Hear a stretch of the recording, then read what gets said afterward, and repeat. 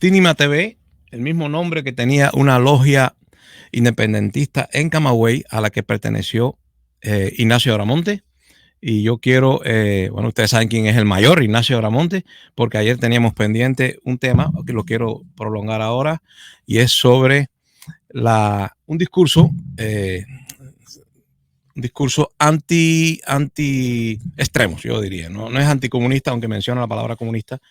Y ese discurso lo hizo en 1862 el mayor Ignacio Abramonte, joven aún, hizo el discurso en la Universidad de La Habana y tiene algunos fragmentos que, bueno, se apoya mucho en la visión religiosa, en la creencia en Dios.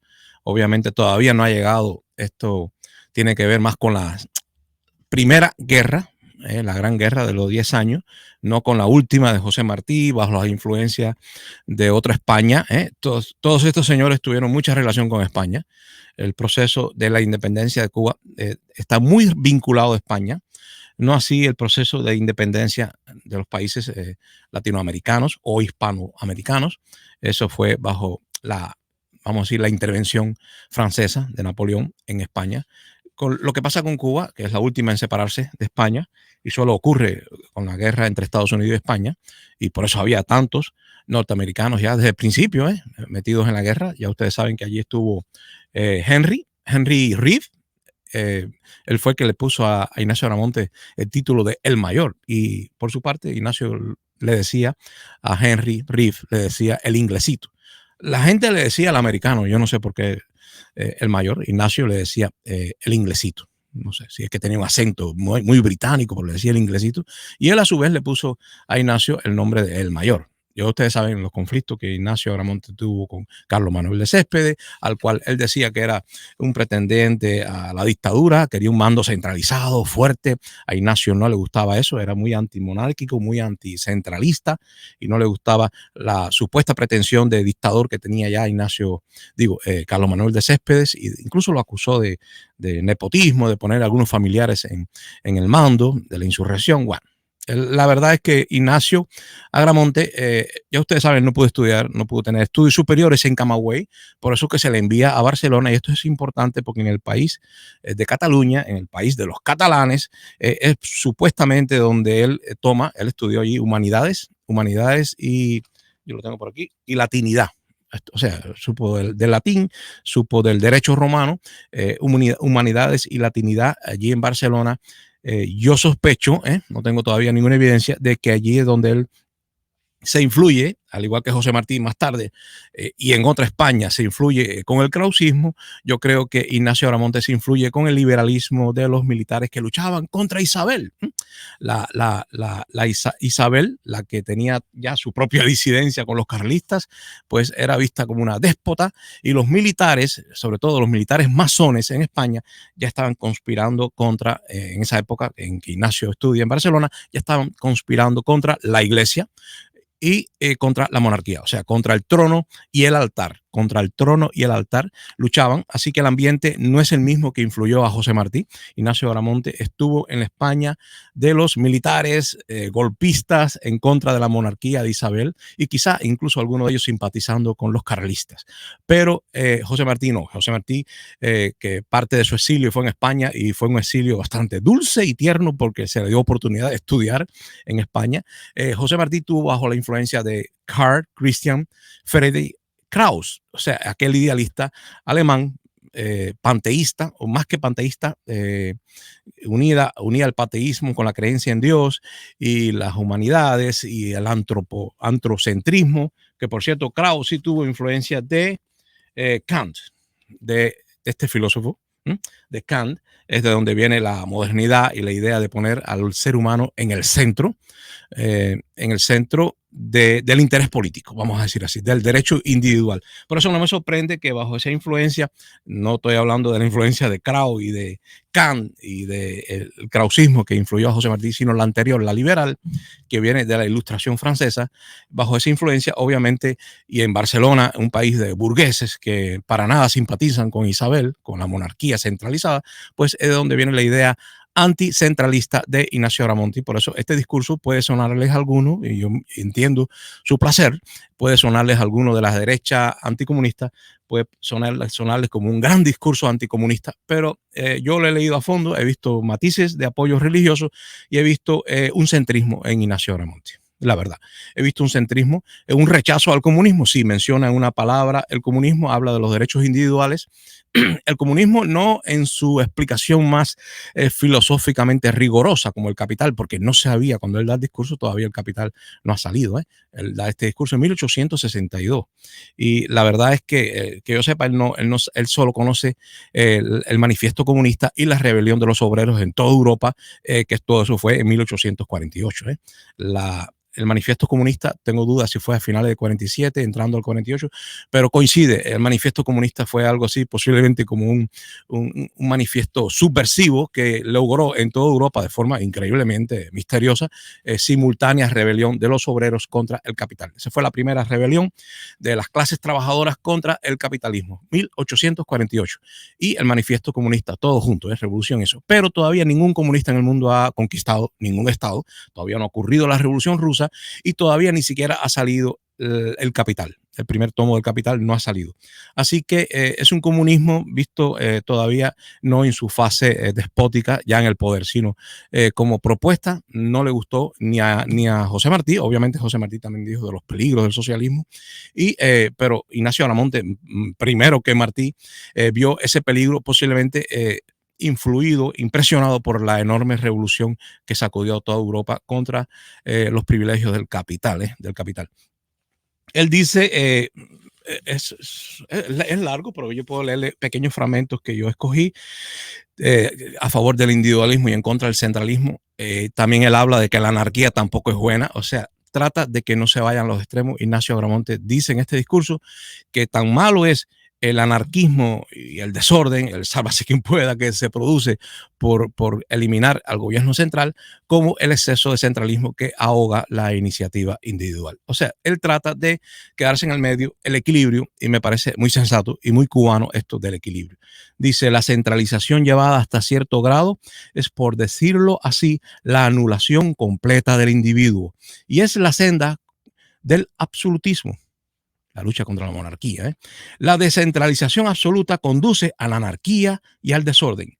Necesario es que nos coloquemos entre estos dos extremos para hallar esa bien entendida descentralización que permite florecer la libertad a la par que el orden. O sea, él dice que es tan necesario el orden que produce la administración del Estado, ¿no? Por un gobierno, como también es necesaria la libertad individual. Así, lo que estamos viendo es que trata de mantener el equilibrio típico de los centristas. Aquí, más adelante dice, dice, por fuerte que sea un gobierno centralizado, no ofrece seguridad de duración, porque toda su vida está concentrada en el corazón y un golpe dirigido a él lo echa por tierra. O sea, fácil de tumbar. Lo echa por tierra. Los acontecimientos palpitantes aún y que han tenido lugar en Francia a finales del siglo pasado confirman esta verdad. Está hablando de la Revolución Francesa. La centralización y su Revolución Francesa y sus consecuencias. Más adelante dice la centralización. Recuerden la palabra centralización, poder absoluto, partido único, economía planificada de comando, de mando. Por fuerte que sea un gobierno centralizado, no ofrece seguridad de duración. Dice que no ofrece seguridad de duración. Más adelante dice, la centralización hace desaparecer ese individualismo cuya conservación hemos sostenido como necesaria a la sociedad. De allí al comunismo, esta es la palabra que más suena como discurso, de allí al comunismo no hay nada más que un paso. Obviamente está hablando despectivamente del comunismo, está hablando mal, esto no se puede disimular.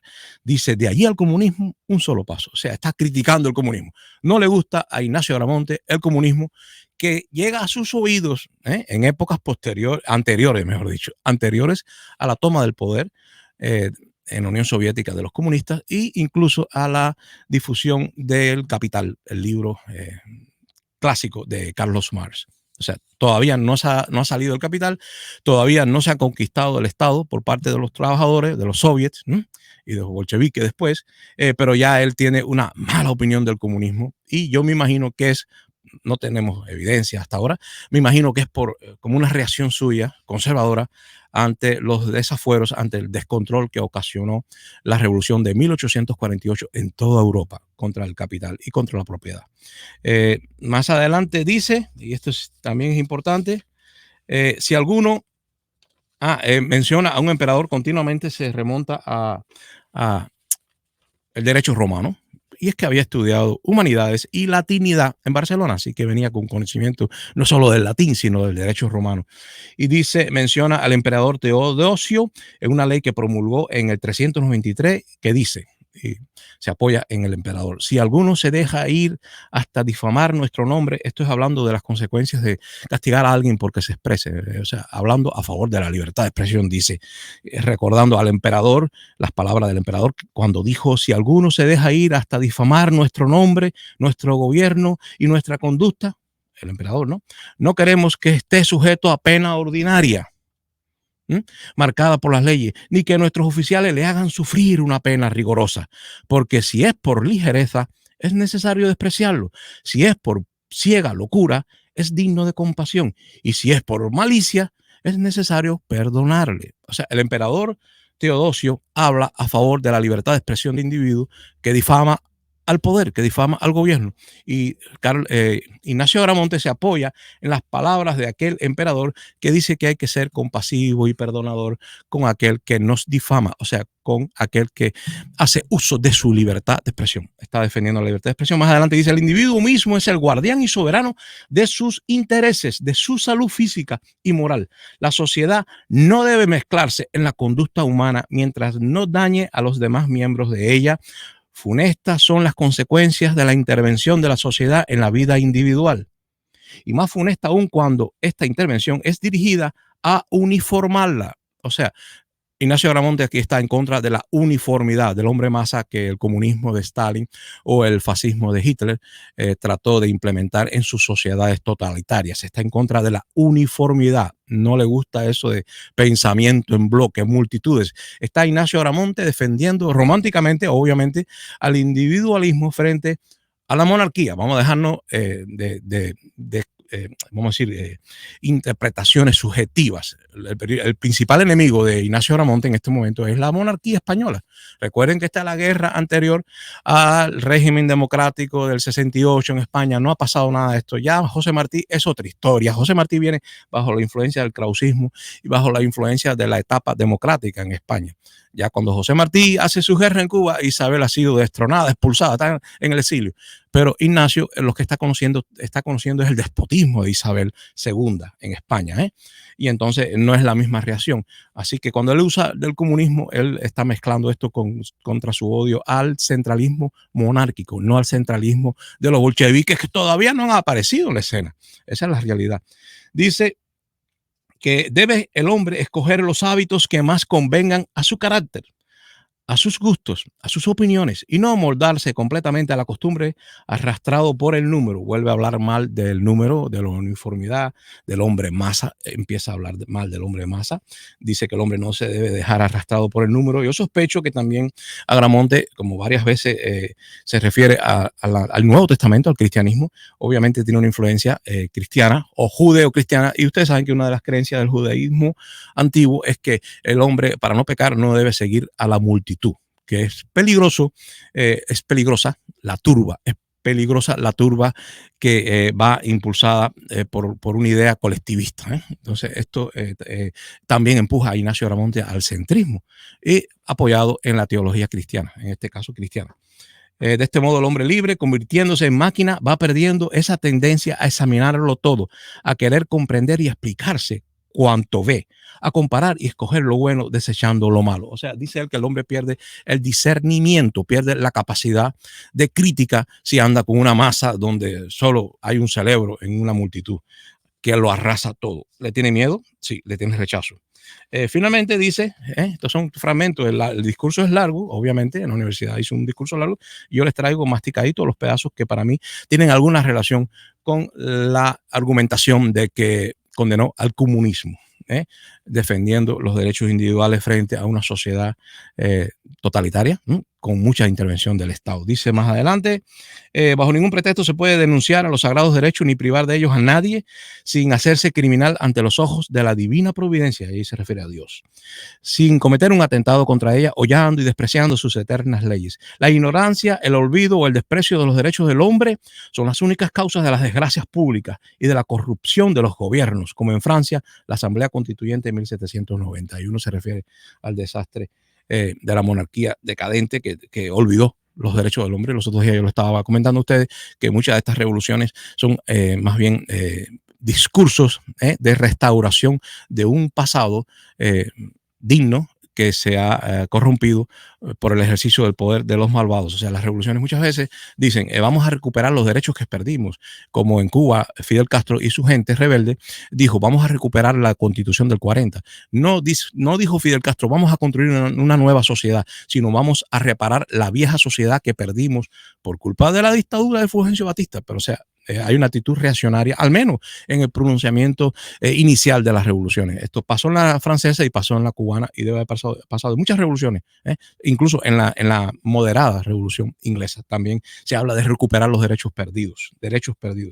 El derecho, y finalmente termino ya, el derecho de pensar libremente corresponde a la libertad de examen, de duda, de opinión, como fases o direcciones de aquel. Por fortuna, estas, a diferencia de la libertad de hablar y obrar, no están sometidas a coacción directa. Se podrá obligar a uno a callar, a permanecer inmóvil, acaso a decir que es justo lo que es altamente injusto, pero ¿cómo se le podrá impedir que dude de lo que se le dice?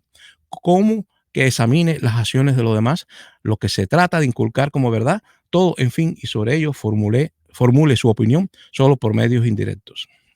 Finalmente, esta es la última frase que les escogí, dice él, ¿de qué servirán nuestros pensamientos? Hablando de pensamiento libre, ¿de qué servirán nuestros pensamientos, nuestras meditaciones, si no pudiéramos comunicarnos o si no pudiera, perdón, comunicarlos, esos pensamientos, ¿no?, a nuestros semejantes?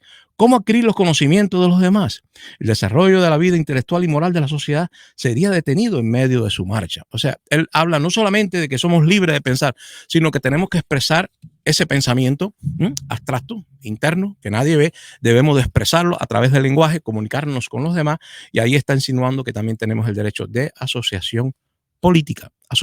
O sea, Ignacio Aramonte, obviamente, es un centrista, le tiene tremenda desconfianza al poder centralizado, le tiene un prejuicio contra la idea del comunismo en esa época. Me imagino que por la rebelión de los 1848 de aquellos obreros plebeyos no muy educados de Europa que vinieron arrasándolo todo, y quizás por eso que él cree que eso es el comunismo, o la expresión física, ¿no?, del intento violento de conquistar el Estado. Todavía no ha ocurrido la revolución en Rusia, ni tampoco se ha hecho público el capital de Carlos Marx, pero ya hay una idea, ¿no? Hay una idea con el Manifiesto Comunista y la rebelión de 1848, hay una idea de cómo la masa, la multitud, el hombre masa puede aplastarlo todo y acabar con los derechos individuales. Conclusión, sí, hay un prejuicio contra la idea de la intervención del Estado. Quiero compartir con ustedes ya. Voy a compartir con ustedes porque esto estaba pendiente de ayer y para hoy no tenemos otra cosa que prolongar un poco la discusión sobre nuestro pasado. El futuro no lo sabemos. Es muy fácil criticar el pasado porque ahí están las huellas de lo que pasó. Sobre el futuro, muchas veces no se engañan los que construyen discursos utópicos, románticos, porque es difícil de verificar la falsedad del discurso o la mala intención de la persona, porque todavía no ha llegado el mañana. Por eso, a menudo, los hombres, en multitudes, son guiados por manipuladores y por demagogos que le hablan bien del futuro y mal del pasado. Eso es una realidad histórica que no hay que, me imagino, ni discutir, ¿no? Ni discutir. Pero necesitamos utopías y necesitamos sueños, si no nos quedamos paralizados. Y en definitiva, el pasado nos dice que hasta ahora hemos administrado muy mal la cosa pública. Hemos desarrollado discursos de trincheras y jamás nos ha tomado mucho tiempo la discusión de cómo construir un sistema no de trincheras, sino de intercambio de ideas, vamos a decir, de forma civilizada. Creo que todavía nos falta un sistema para discutir. Una cosa es que tú tengas un sistema personal para interpretar el mundo, para interpretar las leyes más generales, en el caso de la filosofía, o las más particulares de la sociedad, en el caso de la sociología y la política. O sea, cada uno de nosotros tiene un sistema propio desarrollado por sí mismo. Esto es un poco raro, casi siempre adoptado por alguna escuela del pensamiento político o filosófico, o sea, casi siempre siguiendo las ideas de una escuela ya formada en el pasado, ¿no? Y así intentamos, pues, entender todo lo que nos rodea. Incluso, ya repito, filosóficamente tratamos de entender las leyes más generales de la sociedad, de la naturaleza, del pensamiento para conocernos a nosotros mismos, eso ya en el campo de la filosofía. Y bueno, cuando nos ponemos muy individualistas, llegamos a filosofar sobre incluso el sentido de la vida. Eso es nosotros en lo particular, siguiendo escuelas del pensamiento, pero ¿qué pasa cuando nos encontramos unos con otros? Pues llega el conflicto. Llega el conflicto porque cada uno de nosotros trae una interpretación, es muy particular, que inmediatamente queda en ridículo frente a otras si nos ganan en la disputa, y entonces empezamos a perder ya ese deseo inicial de encontrar la verdad y nos concentramos en la batalla, eh, por imponer nuestro criterio, por vencer al adversario, por derrotarle, incluso frente a terceras personas. Casi nunca se produce una discusión en solitario, dos personas discutiendo en el desierto, ¿no? O en un lugar donde no hay más nadie, solo dos personas. Es muy raro. Casi siempre terminarían siendo amigos ante la amenaza del medio hostil, ante la soledad. Creo que dos hombres se harían amigos, se harían socios. Pero casi siempre las disputas son teniendo en cuenta al público, teniendo en cuenta al tercer sujeto.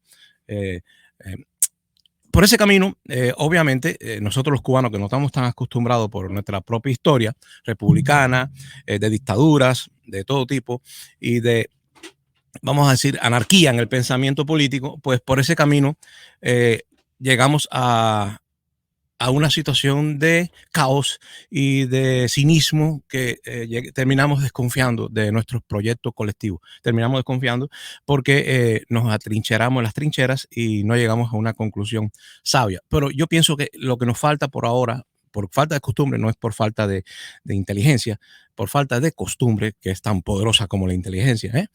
Y la costumbre, ya ustedes saben cómo se dice, es más fuerte que el amor, ¿no? Si la costumbre nos ayuda vamos a decir, dirigir, encauzar nuestras disputas, pues pudiéramos llegar a grados elevados de felicidad y de éxito material, incluso, pensando en la economía. Pero hasta ahora no lo hemos logrado. Tenemos una historia de caudillismo y de trincheras ideológicas en disputa. No hemos llegado a un acuerdo que beneficie al país, a Cuba, me refiero a Cuba, al Estado-Nación, al Estado-Nación.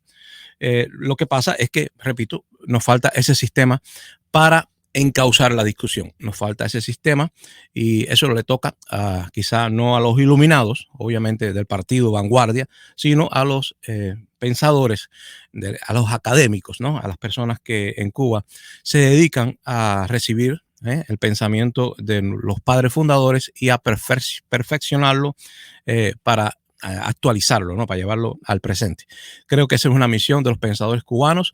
Ya es hora de que tengamos una escuela filosófica nacional cubana que esté concentrada en resolver este problema de la convivencia de diferentes pensamientos, no que uno derrote al otro, sino cómo convivir, cómo sacarle la mejor lasca, la mejor ventaja a la lucha dialéctica, ¿no? Dialéctica, que se supone que si se encausa bien produce desarrollo, se supone. Esa es la tradición filosófica occidental. Se supone que la lucha de contrarios genera desarrollo, ¿eh? Y esto no es marxismo, a pesar de que el marxismo sí heredó parte de la filosofía, ¿no? Sobre todo en Alemania, la Alemania. Yo creo que hoy el tema era la República ante el 59.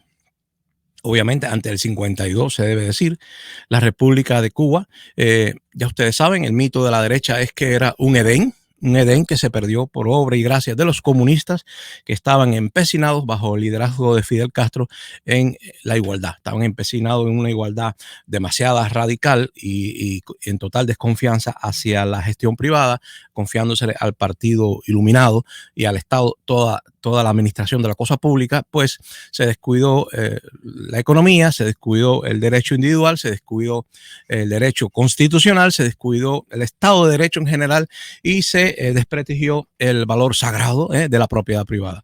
Las tradiciones, la familia, los gremios de la sociedad civil, todo se vino abajo porque supuestamente los comunistas querían mantener al pueblo esclavizado y trataron desde el principio, desde el 59, trataron de sabotear todo pensamiento que no fuera el oficial, todo pensamiento disidente. Ilegalizada la disidencia, pues Cuba se atrofió políticamente y económicamente también. Esa es la versión de la derecha, ¿no? Y la versión de la izquierda es que frente al capital, sobre todo frente al capital estadounidense, no nos quedaba otro camino que, sobre todo bajo los estados de emergencia y de excepción que producen las sanciones de ese poderoso vecino, pues no le queda a Cuba otra opción que tener un Estado autoritario, un Estado que no permita, vamos a decir, el desarrollo de la democracia liberal, porque sería muy poroso, ese tipo de Estado liberal sería muy poroso, muy débil y sería vulnerable a la infiltración subversiva de los elementos antinacionales, ya sea de los intereses de las empresas norteamericanas o de los intereses de un exilio, ¿no?, resentido contra la democracia directa, un exilio ultraconservador que confía más en el dinero que en el voto de sus conciudadanos dejados hace tiempo detrás, demasiado tiempo, más de medio siglo. Se produce una distancia y se supone que ese exilio económico y político, ese exilio ya no se siente cercano, no se siente calurosamente cercano a los intereses de los nativos de la isla. Por lo tanto, el Partido Comunista se le concede, ¿no?, ese liderazgo protector de la nacionalidad, de la soberanía, frente a un exilio que ya está totalmente disociado, ¿no?, de los orígenes nacionalistas de la República. O sea, supuestamente el Partido Comunista viene a salvar a la República, a modificarla y a conducirla hacia un socialismo razonable, no de tipo marxista, no. Supuestamente Cuba tiene su propio modelo. Estas son las dos opciones que hay ahora y obviamente los dos grupos, tratando de prevalecer en su argumentación, pues van a torcer las cosas, manipular las cosas y ensalzar las cosas que les convienen y disimular con las cosas que niegan su propio discurso, ¿no?, que niegan su propio discurso. Por lo tanto, los comunistas y revolucionarios, que bueno, eso de revolucionarios es un poco relativo porque son ya realmente conservadores de la conquista inicial, o sea, los conservadores en Cuba que ahora tratan de, con todas las fuerzas de su corazón, preservar las conquistas de la revolución del 59, están tratando de decir que antes del 59 todo era un desastre y la derecha, exiliada sobre todo, trata de decir que antes del 59 todo era un paraíso. Son dos posiciones extremas que lo que causan es desconcierto en las masas populares, se produce un desconcierto y la gente entonces se concentra en vivir el día a día, en buscar la comida y no meterse en política, y vuelve a suceder aquello que ya existía incluso antes de la revolución y con bastante, o sea, existía bastante, ¿no? Valga la forma esta de expresarlo. Existía bastante un pensamiento antipolítico. La gente en la familia decía, en la mesa no se discute de política, la política es sucia. ¿Por qué? Porque había un importante grupo que no estaba involucrado en la política antes del 59. Evidentemente, Batista en el 52 da un golpe de Estado a aquella república débil, corrupta, anárquica, da un golpe de Estado y establece una dictadura militar que nunca llega a ser totalitaria porque evidentemente no era la naturaleza de ese poder. El poder de Batista era autoritario, dictatorial, sangriento, pero no totalitario. Con la llegada de Fidel Castro y con la asociación y alianza que hace con los comunistas, pues se crea un sistema totalitario donde la gente no son torturadas como en el régimen de Batista, pero la gente vive en un temor permanente y la gente se vigilan unos a otros y se pierde por completo la confianza en el sistema jurídico. Desaparece el Estado de Derecho, el habeas corpus, desaparecen todos los derechos individuales. Las personas que anteriormente en el 59, antes del 59 se mantenían, vamos a decir, marginadas de la política, pues se ven involucradas en la política y bueno, ya ustedes saben los efectos sociales, los actos de repudio, las masas multitudinarias. El hombre masa viene con la revolución de Fidel Castro. Con la revolución de Fidel Castro y en la medida que la economía se fue deteriorando y sobre todo cuando cae el campo socialista, ese hombre masa, pues lo que hace es abandona el apoyo al gobierno y se marcha a Miami. Cada vez que llega una crisis moral, casi siempre asociada obviamente a una crisis económica, gran parte de esa gran masa que apoya a la revolución de pronto cambia de casaca y es comprensible y se marcha a Miami, donde se vive mejor. Se vive mejor porque es el país más rico del mundo, la economía más grande del mundo. No llega a ser un poder imperialista formalmente, pero sí tiene un poder Estados Unidos carismático sobre el mundo. Tiene generales que son como procónsules en las regiones donde ellos controlan guerras que nunca se acaban. Tiene embajadas norteamericanas por el mundo entero. El inglés es casi la lengua, es la lengua franca. Se nos parece el inglés a una lengua tan prestigiosa como el latín cuando el Imperio Romano. Entonces, Estados Unidos no puede decidir la política de los países, pero presiona bastante, presiona bastante. Por lo tanto, se mantiene este círculo vicioso de que los que están en Cuba defendiendo la soberanía mezclada inseparablemente de la idea socialista, pues siguen diciendo que ese poder de Estados Unidos es tan influyente que no se puede Cuba mover, hacer una apertura liberal, porque se perdería por completo la soberanía. Ahora, yo quiero señalar que antes del 59, mejor dicho, antes del 52, a pesar de que Batista estaba tras la bambalina, el Partido Auténtico, fundado por Grau, pues es un partido que sí es socialdemócrata, pero que incluso está muy influido por las ideas socialistas, por el marxismo, hablando literalmente del marxismo, porque obviamente todavía la socialdemocracia no se ha separado. Esto solo ocurrió en el 59, 1959, la socialdemocracia europea formalmente se distancia del marxismo, ya no sigue la filosofía marxista, no la sigue.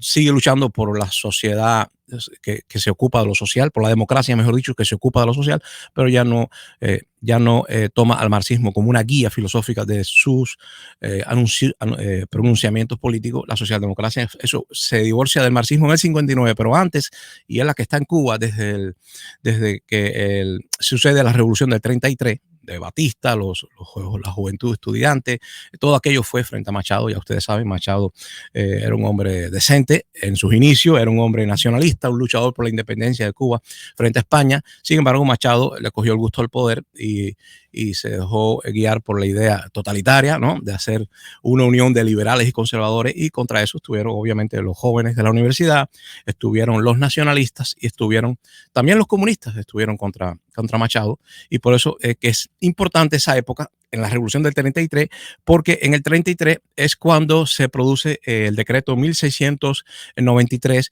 que es un decreto que da las 8 horas de trabajo al obrero agrícola. Sobre todo el obrero agrícola trabajaba y se agotaba y hasta tenía accidentes de trabajo porque eran muchas horas.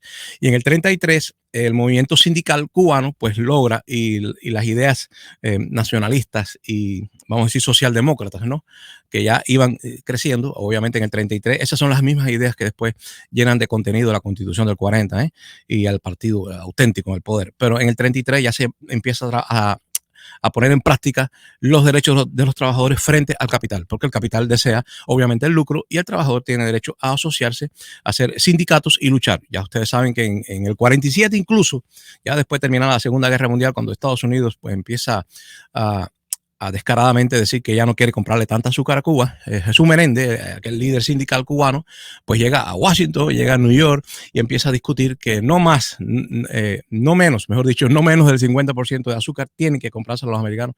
Se negocia, se presiona y ya vemos que eso fue en el 47, pero desde el 33 ya se estaba luchando con Grau en ese gobierno de la transición en la petarquía. Ya Grau San Martín había logrado las 8 horas de trabajo, y eso por supuesto que fue un logro de los trabajadores cubanos frente al capital, y de eso no hay duda. No quiere decir un logro del marxismo frente al capital, simplemente de los trabajadores cubanos, de los sindicalistas frente al capitalismo. Eso fue un logro, y obviamente después llegan las vacaciones pagadas y todo lo que sucedió después del 40 con Fulgencio Batista, incluso estando no como dictador. Entonces la primera gobernación de Batista del 40 al 44 pues fue el hombre de la corbata y del traje, y bajo él se produjeron muchos beneficios para los trabajadores, sin lugar a dudas. pero todo eso venía del 33, lo que yo quiero señalar. Ahí estaban los trabajadores, los sindicalistas, desde abajo con algunas ideas de izquierda, pero no completamente ideas marxistas, no para nada.